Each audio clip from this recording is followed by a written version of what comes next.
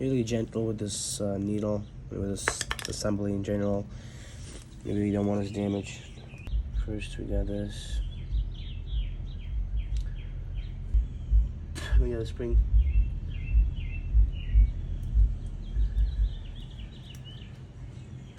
Once you got done, make sure you compress it all the way as much as you can, and then put your throttle on. Put this in straight, make sure it's the right way. Now installing the manifold on there, so let's get these bolts in to get the carburetor tightened up. So you're gonna tighten these up.